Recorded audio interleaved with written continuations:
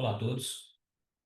Meu nome é Rodrigo Stefani, eu trabalho na Universidade Federal de Juiz de Fora e a minha intenção hoje é conversar com vocês na área de doce de leite um pouco mais sobre a parte científica que a gente vem explorando aqui no Brasil, principalmente, né, em parceria com a Universidade Técnica de Dresden, na Alemanha, visando não só aprofundar nos conhecimentos científicos e tecnológicos do doce de leite, mas também entendendo um pouco sobre o mercado europeu de doce de leite.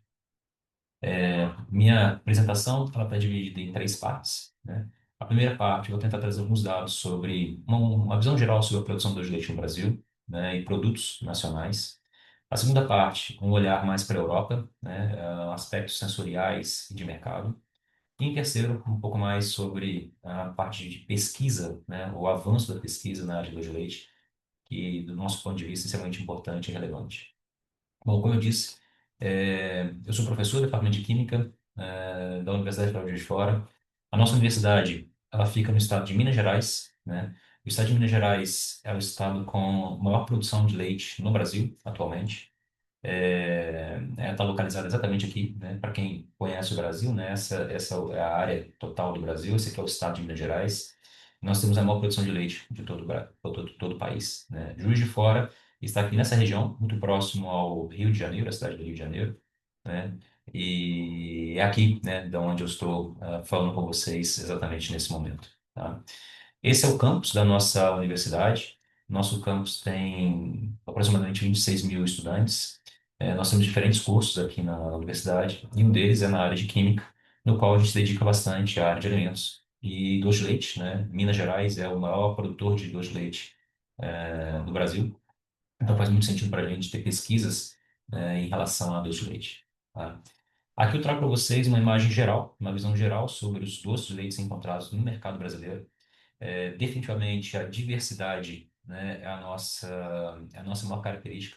Nós não temos nenhum doce, né, que nós consideramos como doce padrão ou doce ideal no nosso país. Isso porque a extensão territorial do Brasil é muito grande, e com isso não faz sentido a gente imaginar que apenas um doce de leite, dentro de todas essas características, vai atender todas as características sensoriais que os nossos consumidores desejam, né? Então, nós temos desde doce de leite em pasta, doce de leite em barra, doce de leite, obviamente, diet ou sem adição de açúcar, mas a diversidade, né, e as opções dentro de todo esse leque, né, de produtos é o que traz a maior robustez para o nosso mercado nacional, tá? Recentemente, nós realizamos um mapeamento dessas fábricas em todo o Brasil. E esse mapeamento continua sendo realizado, né? Até agora nós temos 350 fábricas mapeadas até o momento, né, no Brasil. Vocês podem perceber que a maior parte dessas fábricas está localizada, né, no estado de Minas Gerais, da onde eu estou falando com vocês. Por isso, nosso estado é muito reconhecido, né, nacionalmente pela produção de doce, tá? A nossa produção é muito capilarizada, ou seja, nós temos fábricas em muitas regiões do Brasil, e é difícil de você captar dados, ter uma estatística muito bem feita quando você tem um país dessa magnitude. Então, nós sabemos hoje que mais de 100 mil toneladas de produtos são produzidos por ano, mas esses dados são apenas das maiores fábricas, né? Se nós associarmos as menores fábricas, com certeza esse valor aqui é muito maior. Também nós temos um cálculo que apenas 0,6% de todo o leite que é produzido no Brasil é utilizado na produção de doce de leite. Então nós temos ainda um potencial de crescimento muito grande no Brasil em relação ao doce. Assim como todos os outros países, nós temos vários modos de produções diferentes, tá? Desde o mais artesanal, mais simples, aos mais elaborados, mais sofisticados, né? Essas são imagens gerais, não são imagens apenas do Brasil, são imagens que a gente sabe de produção de doce de leite em diferentes países, né? E o que nós fizemos nos últimos anos foi fazer um mapeamento desses modos de produção do doce de leite que nós encontramos no Brasil, né? Esse mapeamento aí foi publicado recentemente, no final do ano passado, né? Está disponível desde esse ano, tá? Na revista Dairy. E lá nós mapeamos, né, as formas que o Brasil tem de produção de doce. Aqui são alguns exemplos das imagens que foram geradas para essa divulgação. Então, convido vocês, né, que são interessados em entender mais sobre a tecnologia de produção de doce de leite estabelecida no Brasil, né, acessarem esse artigo, ele é público, ele é aberto. Então, será um prazer, né, vocês terem acesso à documentação diretamente do Brasil, tá? Definitivamente, o doce de leite ele tem muita sinergia com a área de química e a área, né, de pesquisa, eh, muito relacionado ao tratamento térmico. Se vocês observarem aqui, né, nessa imagem, esse é o experimento original do Maillard, né, em 1912, no qual ele combinava glicina e glicose, aquecia, né, por 100 graus Celsius até 7 horas e observava as modificações de cor. Tá? O que vocês estão vendo aqui é exatamente um experimento, né, em relação ao doce de leite, né, na ideia na qual nós, né, temos leite e açúcar com 102% sólidos, com pH de 6,25, aquecimento de 121 graus Celsius por até 2 horas. Então, não é apenas coincidência, né? O doce de leite é um produto simples do ponto de vista de ingredientes, é leite e açúcar, dois itens básicos, mas o tratamento térmico modifica suas propriedades, está muito atrelado à ciência básica, que é a própria reação de Maillard que vai descrever isso para a gente, né? Para entender os nossos produtos no Brasil, a gente normalmente realiza algumas pesquisas, a gente tem realizado várias pesquisas nesse sentido. Essa aqui é uma só para ilustrar para vocês. Nós temos então 11 produtos comerciais, né, adquiridos aqui no Brasil. Aqui do lado vocês podem ver as imagens, né, desses produtos. Então, ou seja, de novo, a diversidade é grande, tá? E o que nós tentamos fazer nesse trabalho especificamente foi quantificar, né, esses marcadores da reação de Maillard, tentando entender as suas características e fazendo algumas diferenças em relação ao processamento, né? Esse artigo também está publicado, foi publicado esse ano na revista Food Science Technology, também está disponível para download. Analisamos, né, nesse trabalho foram, né, os parâmetros clássicos, né, de físico-químicos, desde sólidos totais, lipídios, proteínas, carboidratos, acidez, pH, sólidos solúveis e cor, mas também 8 marcadores da reação de Maillard, né?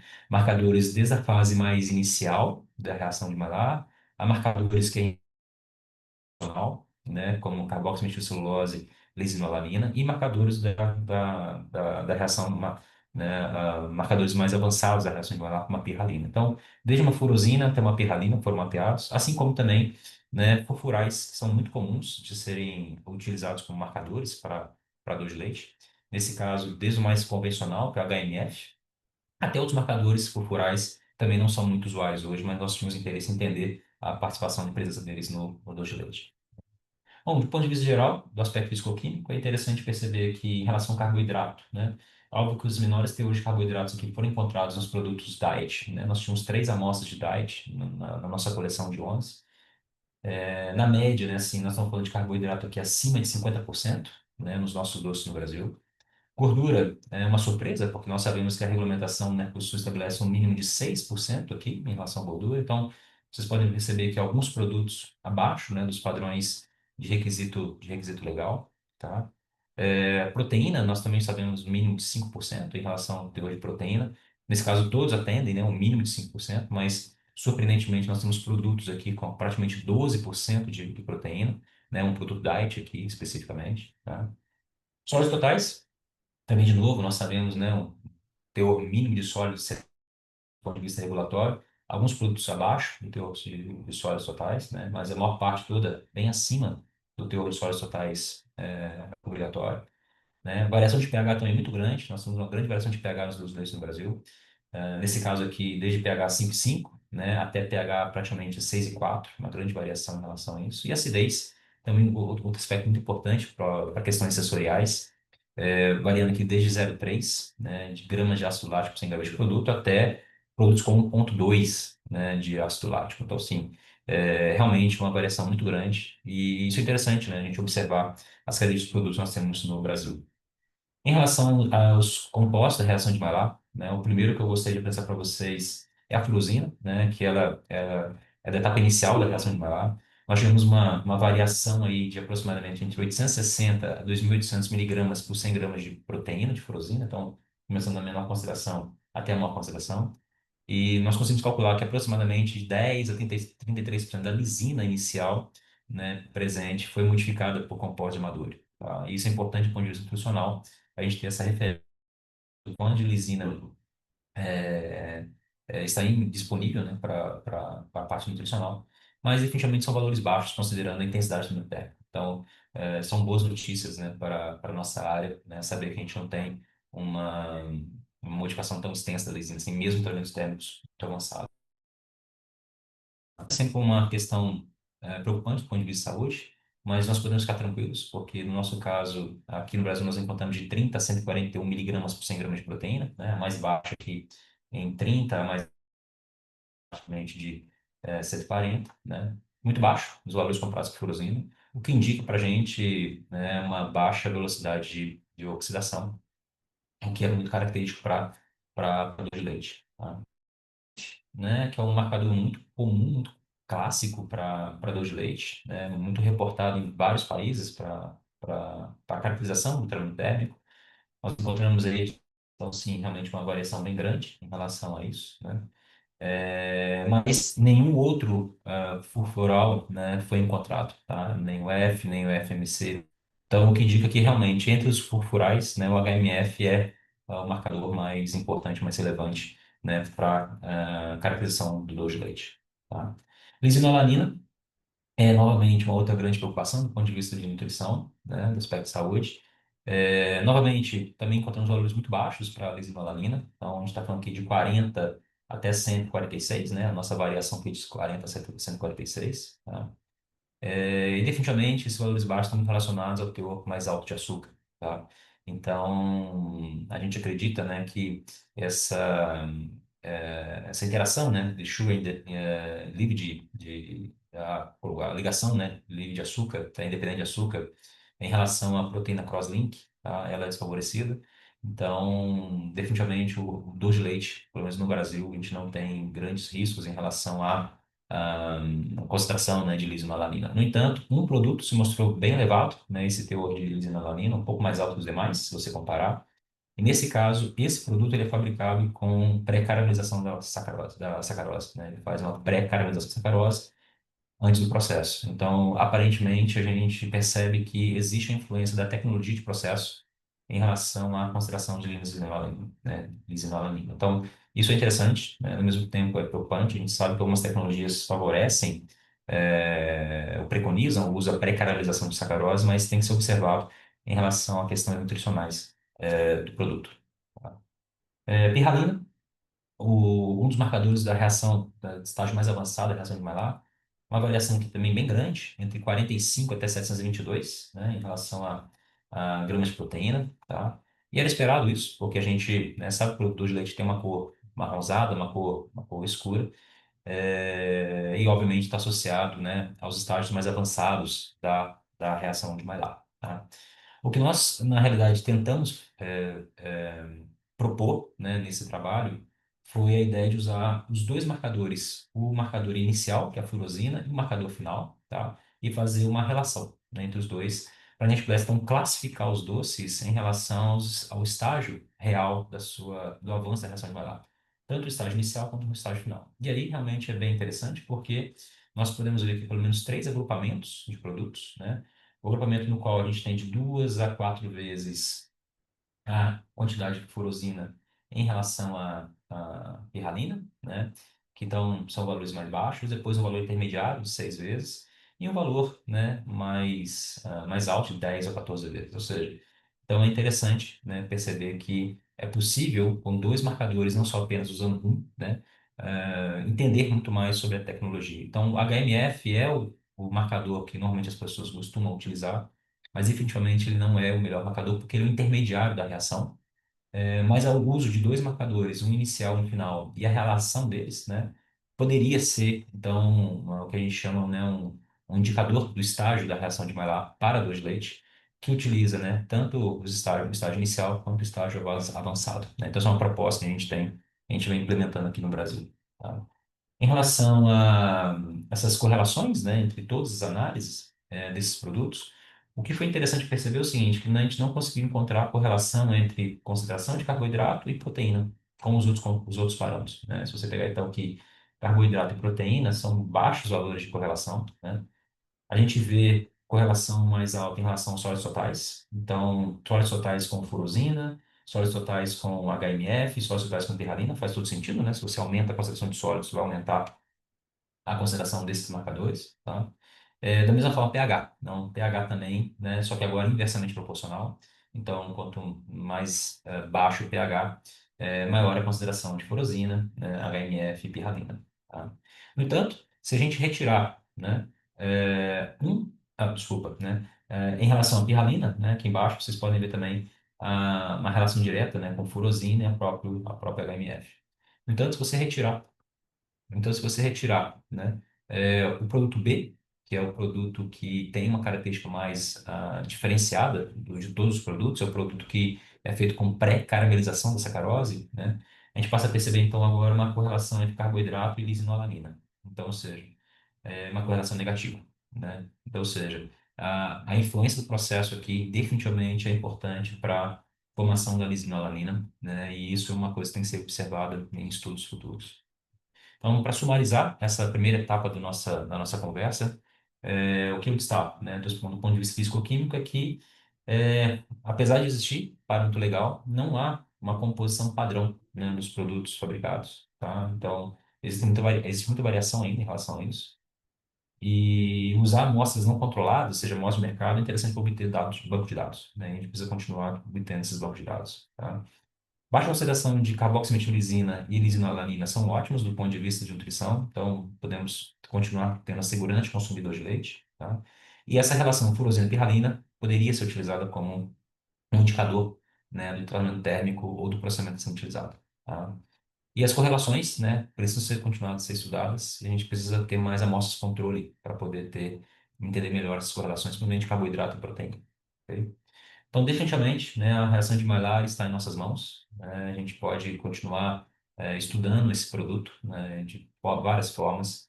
E o doce de leite é realmente uma matriz muito rica para conhecimento científico. Tá? Bom, vamos lá agora, vamos sair um pouco do Brasil, vamos agora um pouco para a Europa. Né? A gente também ficou interessado em entender o aspecto do doce de leite na Europa. Tá? O que nós fizemos foi um estudo de casos na cidade de Dresden, na Alemanha, onde nós temos a Universidade Técnica de Dresden, né, com a grande parceira do Brasil hoje em relação à química de alimentos. Tá? O que nós aproveitamos foi que a Dresden realiza uma noite da ciência, né, onde são apresentados vários produtos, as pessoas visitam a universidade, estão muito interessadas na parte científica.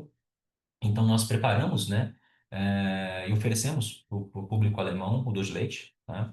Então, nós preparamos dois tipos de doce de leite, um doce de leite mais claro, um doce de leite mais escuro, né? Isso foi oferecido para todos os visitantes, eles degustaram esse produto, e nós realizamos uma análise de preferência para isso. E eu vou apresentar para vocês um pouco o resumo, né, desses resultados, que são bem curiosos, para entender a percepção do europeu em relação ao nosso produto, que é o doce de leite, tá? Nesse questionário, né, a gente tinha desde questões muito básicas, se era a primeira vez que eles haviam consumidor de leite, qual produto eles preferiram, né, um mais claro, um mais escuro, né, qual a primeira reação em relação ao consumo do doce, se eles gostariam de comprar esse doce de leite, tá? Se eles recomendariam esse doce de leite, algumas informações sobre as pessoas, tá? Então, de certa forma, a gente está com quase 50% aqui entre homens e mulheres, né? Então, um pouco mais de mulheres do que homens. A faixa etária maior, né, principal estava entre 30, é, a parte mais jovem, né, adultos e adolescentes, tá? Bom, pergunta é se é a primeira vez que comia doce de leite, então definitivamente, né, primeira vez, 88%, majoritariamente a primeira vez que as pessoas comiam doce de leite na Alemanha, então, o que a gente esperava, né, não típico para eles, tá? E entre a preferência entre o produto claro e o produto escuro, tá? Houve uma preferência em relação ao produto mais claro, né? Então, isso é interessante porque isso pode ajudar o foco, né, desenvolvimento de produtos. Então, um produto com sabor mais suave, né, um produto mais claro, é uma preferência, pelo menos foi uma preferência identificada em detrimento ao produto mais escuro, tá? Em relação à escala de emoção, né? Então, um resultado muito favorável para a dor de leite, né? A gente está falando aqui de praticamente, majoritariamente, a percepção é de adorar até gostar, tá? A média ficou exatamente aqui em 7,1, que é entre amou, né? Adorou e gostou, tá? Então, é favorável, né? Então, para a primeira percepção dos leites, isso é muito interessante, tá? Em relação ao aspecto de compra, né, então a gente tem aí que provavelmente, né, entre muito possível e certamente, eles fariam a compra do produto. Então, ou seja, mas de qualquer forma, né, todos os dados aqui são muito altos e o que indica o que é potencial, né, o mercado europeu, pelo menos o alemão, é um mercado potencial para aquisição desse tipo de produto. Tá? Se indicaria para a família, né, que é sempre muito importante, né, as indicações para consumo de produto. Então, certamente, né, então, tanto que é muito possível, certamente seriam os majoritários. Então, do ponto de vista de percepção, né, de consumidor, definitivamente existe espaço para doce de leite na Alemanha, tá? E olhando um pouco para a Europa, né? Essas são as características dos dois leites que foram utilizados, né, nessa pesquisa. Então, desde a intensidade térmica, como F0, a escala de pH, né, a faixa de pH utilizada tanto do leite mais claro quanto mais escuro, acidez, cor, né, aspecto de textura. O que é mais importante destacar é que o produto mais claro, né, um produto que tem uma acidez mais baixa, um pH um pouco mais alto, né, é um produto menos duro, né, menos coeso, né, com uma gomosidade menor. Tá? Então, a princípio, esse é o tipo de produto que foi a preferência, né, dos nossos entrevistados. Tá? Em relação à parte aromática também, parte de odores, é bem interessante observar entre o produto claro e o produto escuro. A preferência foi para o produto mais claro, né, que também influencia que ele tem alguns odores, né, alguns aromas menos presentes do que no produto mais escuro. Então, ou seja, né, pensar no mercado europeu, o desenvolvimento de produto, tem que ser considerado todos esses aspectos pela visão de preferência que eles têm de um produto mais claro, né, um produto mais suave, de uma forma geral. Ok? Bom, todos esses dados estão compilados, tanto na versão em inglês quanto na versão em português, né? Existem dois livros, em dois idiomas, com todos os dados disponíveis, tá? Esse material está disponível na Amazon, na Alemanha, né? Então, Amazon.de, tá? Para aquisição. Então, isso está disponível no mercado europeu hoje. Também está no site do nosso grupo de pesquisa, com a Nova Leite. Nós temos um grupo de pesquisa aqui no Brasil que trabalha muito, né, nessa área de doce de leite. Então, também está disponível para aquisição gratuita, na versão em inglês quanto versão em português, tá? E da mesma forma, a gente continua muito interessado no mercado europeu, né? Então, uma outra avaliação que nós fizemos foi a aquisição de 29 produtos dos leites adquiridos apenas no mercado europeu, tá? Então, esses foram os produtos que foram adquiridos e analisados, né, durante a nossa última pesquisa, tá?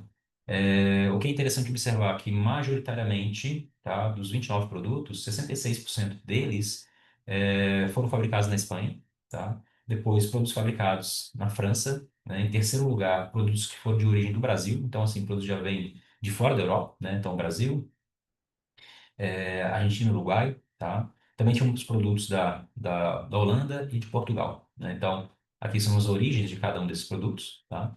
E na média, tá? O valor nutricional médio desses produtos, a gente está falando de 55, aproximadamente 55% de carboidratos, né? 50%, 51% de açúcares, tá? 6,2 de proteína e uma gordura de 5,1, o que atende, né, plenamente o nosso regulamento técnico de identidade de qualidade do Mercosul, tá? Apesar desse regulamento não ser aplicado na Europa, né, é interessante observar que a média dos produtos lá, né, que estão sendo comercializados lá, realmente estão atendendo o nosso regulamento técnico, mas, surpreendentemente, a maior parte desses produtos estão sendo fabricados já na Europa, não estão sendo importados da América do Sul, né? São fábricas especializadas na Europa fabricando isso lá, né, na Europa, tá?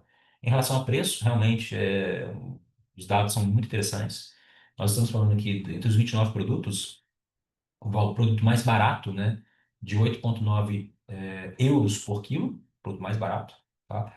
Até o produto mais caro, que está chegando a praticamente 30 euros por quilo, né? Então, uma variação enorme, né, de produtos, de preço de produtos, tá? Isso é interessante, né? A gente sempre olhar nos dados de mercado, assim como as alegações que são utilizadas nos rótulos, tá, dos produtos. Então, desde produtos zero lactose, produtos sem amido, sem conservante, sem corante, produtos veganos, né, nesse caso, rico em cálcio, sem glúten. Então, existem vários apelos, né, que estão sendo utilizados pelo mercado europeu para a comercialização do beijo leite. Também, convido vocês a terem acesso a toda essa documentação, né, todos os dados são publicados na International Dairy Magazine, também uma revista aberta, tá? Basta procurar na internet. Se vocês entrarem aqui nesse link, vocês têm acesso ao documento completo, né? Com todas as informações, todas as pesquisas que nós realizamos com a Europa, né? E para finalizar, né, olhando um pouco mais agora a parte de pesquisa futura, né? Para onde a gente tem olhado, né, nossas pesquisas aqui no Brasil.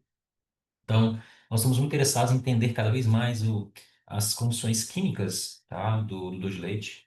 Para isso, então, a gente começou a tentar estudar doce de leite de outras espécies, né, porque a mudança de proteína, a relação proteína-carboidrato, o ambiente químico é totalmente diferenciado, né, e também a influência de glicose nesse tipo de produto, tá. Nesse caso, como é que nós fizemos o estudo, né? A gente tem realizado isso aqui agora em parceria com a Alemanha. Nós preparamos a mistura, né, do doce de leite, a partir da combinação de leite em pó, diferentes espécies e sacarose, com a presença de glicose ou não, tá? Então, nós preparamos essa combinação atingindo 70%, então nós aplicamos tratamento térmico e autoclave para a gente padronizar o tratamento térmico, né? E ter um produto controlado, tá?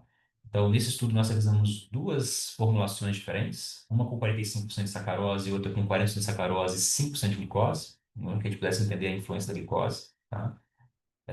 Os produtos foram ajustados para pH 6 e 5, e, como vocês podem ver aqui, nós utilizamos o leite de vaca, leite de camela, leite de cabra e leite de égua, tá? Uma série de produtos com sacarose e uma série de produtos com sacarose e glicose, tá? Isso estão submetido a tratamento térmico com um F0 de 4,62 e todas as análises, né, de caracterização para a gente poder entender, né, o comportamento desses produtos, tá? O que a gente pode mostrar para vocês até esse momento, tá, é que nós temos, então, esses são os produtos, tá? É bem interessante observar primeiro a própria característica física dos produtos, né? O doce de leite Camila, por exemplo, se mostra bem instável do ponto de vista térmico, tá? E isso é totalmente razoável, porque o leite Camila é muito conhecido na literatura porque tem uma deficiência de capa-caseína e ausência de beta-lactoglobulina, que corresponde pela baixa estabilidade do leite Camila, termos térmicos mais altos, então era esperado esse tipo de comportamento mesmo, tá? E os demais leites foram escolhidos, né? Porque os outras espécies foram escolhidas é porque o leite de vaca ele é muito conhecido pela sua quantidade de caseína, né? A relação caseína-proteína, muito bem conhecida. Normalmente esse tipo de leite é conhecido como o tipo de leite caseínico, tá? Mas o leite de égua e o leite humano já são de uma forma oposta, né? Eles têm uma concentração menor de caseína em relação à sua proteína, e normalmente são leites de albumina, tá? Então, por isso que nós tínhamos interesse em entender o comportamento, principalmente aqui do leite de égua, né, nesse sistema. O objetivo aqui não é imaginar produtos serem comercializados de leite de égua, leite de camelo, não é isso, né? Doce de leite com esses produtos não é isso, mas é entender o ambiente químico, o comportamento químico desses produtos, tá? Então, os resultados que a gente tem, né, que são bem interessantes, na média, né, os doces de leite estão acima dos 5% de proteína, que é o mínimo necessário. A gente está falando aqui de 6 a 7%, ok, tá? Com exceção para égua, que tem um valor de proteína muito baixo, que é obviamente relacionado ao teor de proteína mais baixo do leite de égua, tá? Surpreendentemente, também as cinzas é muito mais baixa, né, da égua do que os outros produtos, tá? Mas, de uma forma oposta, o calciônico da égua é muito maior do que leite de vaca, leite de camela e leite de cabra, né? Então, por alguma razão, né, a gente tem baixa proteína, a gente tem cinzas baixo, mas um teor de calciônico mais elevado, né, no leite de égua, o que mostra pra gente que existe algum interesse químico, né, que nós precisamos aprofundar mais para descrever, né, esse tipo de comportamento, tá? A acidez também bate muito com as informações que a gente já esperava, né? A acidez média aí do leite de vaca na faixa de 0,4. A adição da glicose, como vocês podem ver, aumenta em todos os casos, né, a acidez. Então, a adição de glicose aumenta a acidez do leite em todas as espécies que tiveram o mesmo comportamento. E aqui nós temos uma baixa acidez com leite de égua, né? Mas também a influência da glicose mais alta para a acidez, tá? Também temos que discutir um pouco do efeito tampão, né? O efeito do término técnico no pH. Todos os produtos que iniciavam com pH 6 e 5, e vocês podem ver que depois do término térmico, né, a queda de pH que nós tivemos, um dos produtos que menos caiu o pH é o leite de égua e o leite de cabra, né? Então nós temos uma queda de pH muito elevada para o leite de vaca, assim como o leite de camelo, tá? HMF, né, que é um marcador da reação de Maillard clássico, então é possível ver que o leite de égua apresenta os maiores valores de HMF, e definitivamente em todos os produtos com a presença de glicose nós temos o maior valor de HMF, né, em todos eles, mostrando de novo que a glicose, né, influencia diretamente na reação de Maillard, inclusive, né, mostrando isso tanto na formação, né, no desenvolvimento de acidez, mas também no HMF nós já também tínhamos essa perspectiva. Ok? Do ponto de vista de frações proteicas, né, a ausência de beta-lactoglobulina no leite de camela era esperado, então nós não temos aqui, tá? Mas é interessante perceber no leite de vaca, por exemplo, a influência da glicose, né, a presença da glicose aqui reduzindo a concentração de beta-lactoglobulina solúvel, né, e mostrando então a interação da glicose com a beta-lactoglobulina, tá? Então isso é uma informação também extremamente importante que justifica algumas modificações que nós conhecemos no doce de leite. Assim como também uma concentração maior de alfa-lactoalbumina no leite de égua, né? E, de novo, a presença da glicose reduzindo essa concentração de alfa-lactoalbumina solúvel, tá? Em relação ao aspecto de textura, né? Como vocês podem ver aqui, o doce de leite de cabra, né, que mostrou o menor valor de dureza, tá? Principalmente com a presença de glicose. Então, nesse caso, a glicose em todos os produtos, né, leite, vaca, camela e cabra, né, acabaram diminuindo essa dureza dos produtos, né, de forma que seria um aspecto negativo para a introdução da glicose, mas o oposto com a égua, tá? Então, de novo, aqui a cabra, né, se mostrando com os menores valores e a égua se mostrando com os maiores valores, tá? De novo aqui na gomosidade, na mastigabilidade, né, a égua também mostrando os maiores valores. Então, interessante porque a gente está falando que a égua, né, o leite de égua tem menor proteína, tá? Mas apresenta as maiores gomosidades e mastigabilidade, tá? E, definitivamente, o leite de égua continua sendo um produto extremamente interessante para estudo, porque se você olhar o aspecto de viscosidade, tá? Então, aqui nós temos o leite de égua, né, em marrom, que é com sacarose e glicose, está aqui, é o maior valor de viscosidade que nós temos. E o menor valor de viscosidade é com a égua só com sacarose, tá? Mas quando nós retornamos, né, ao ponto inicial, né, de shear rate, você observa que ambos recuperam, né, a viscosidade inicial. Então, ou seja, né, existe, de alguma forma, tá, alguma influência da substituição de açúcar, né, no leite de égua, que é muito mais impactante, tá?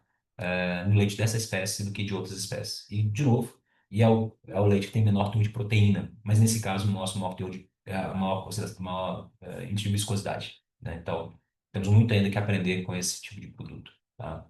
A diferença é tão grande que a gente, quando você plota, né, apenas os resultados de viscosidade, né, individual, em 100 segundos a menos um, 5 vezes, 5,6 mais, né, a viscosidade é maior no leite de égua com glicose do que com leite de égua sem glicose. Então, ou seja, definitivamente existe um efeito aqui, né, que nós precisamos cada vez mais aprofundar, tá? Então, resumindo, né, os pontos principais dessa etapa: a reidratação, né, de leite em pó de outras espécies é totalmente possível para a fabricação do leite, tá? E o calciônico, né, precisa ser melhor aprofundado para entender a sua origem, né, principalmente no leite de égua, tá? A adição de glicose torna o doce de leite mais escuro, né, com maior formação de HMF, tá? E a presença de glicose modifica, né, ou modula o arranjo das proteínas em solução. Em relação à textura, o leite de cabra aqui, e égua, né, são os que mostraram maior influência em relação aos resultados que nós observamos. E o mais curioso, né, que a baixa concentração de proteína no leite de égua, né, ela tem algum mecanismo diferente que favorece ainda a formação de uma viscosidade mais alta. Então, é aqui que nós temos tentado encontrar algumas respostas. Bem, então, uma mensagem para casa, para finalizar. Em relação ao Brasil, a produção é muito capilarizada, e isso dificulta dados estatísticos, tá? E uma produção muito diversificada, que é onde nós podemos explorar muito, né, o nosso produto. Do ponto de vista de Europa, a preferência que nós encontramos é que um produto mais claro, em detrimento do produto mais escuro, tá? E o doce de leite vendido hoje, comercializado na Europa, ele é produzido na Europa, né? Então, nós não estamos exportando doce de leite da América do Sul para o mercado europeu, tá? E pesquisas futuras, né, a gente precisa cada vez mais entender as interações constituintes do leite com o processamento, para a investigação e entendimento melhor das suas características. Então, eu gostaria de agradecer o convite, né, da comissão organizadora e dizer que, né, todo esse trabalho é feito por um grupo, né, eu só estou aqui representando esse grupo, né, nós temos, então, um grupo que está tanto na Alemanha quanto no Brasil e que tem olhado o doce de leite com mais atenção, como uma matriz desafiadora para entendimento do comportamento da química de alimentos desse produto, visando novos conhecimentos, novos produtos, e também adequação, né, para os mercados que estão interessados na vendedor de leite. Então, muito obrigado, agradeço novamente, continuo à disposição. Aqui estão os meus contatos, né, aqui tem um QR Code, se você escanear, você tem todos os meus contatos, desde WhatsApp, e-mail e telefone. Tá? Muito obrigado.